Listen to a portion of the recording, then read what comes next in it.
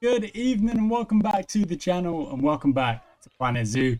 We're back with another episode here today, guys, and today's episode is going to be a little bit different to the usual episodes where we kind of tackle one big task and one big project like a habitat or like the food court or something like that. Today's going to be a bit of a weirder one, a little bit of a kind of fixing little problems with the park and with the zoo. Here and there, rather than like fix big project. We're going to go after all the little problems that have kind of been not getting on my nerves, let's say, but more like just little things that I know I want to do. I want to get done and I want to deal with.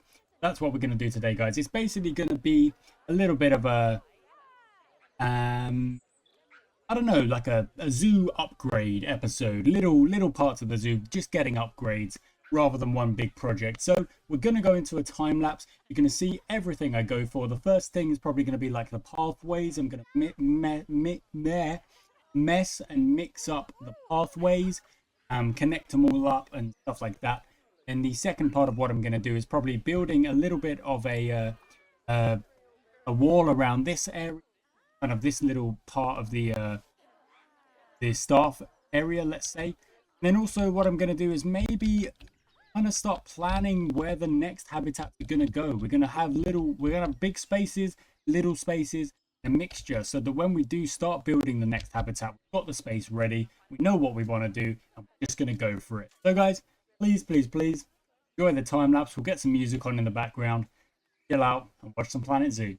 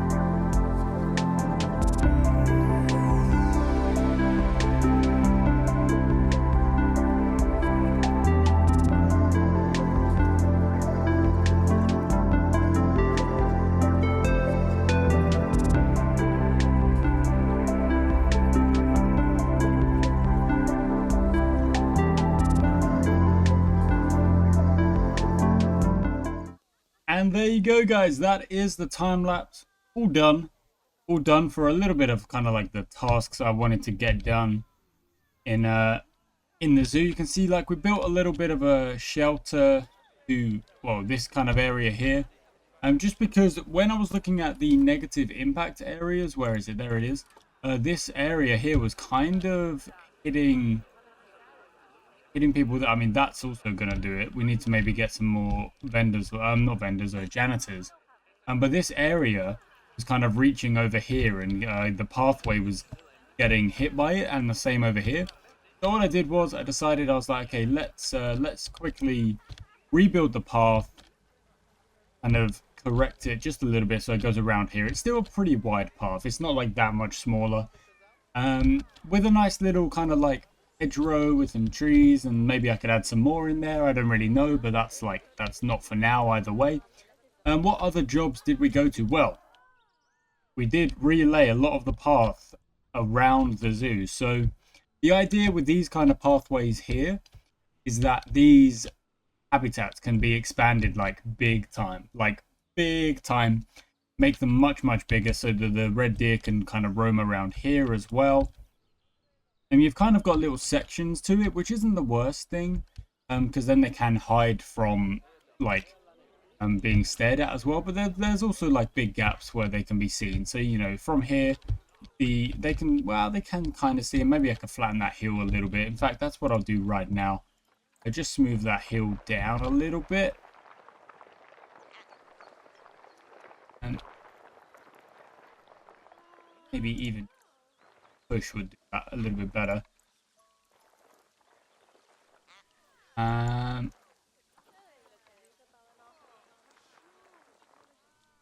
Kind of doing it, kind of what I want. Oh, there we go. That's better. Kind of pushing it down just like that. Yeah, that's awesome. Okay, now just hit smooth on that as well.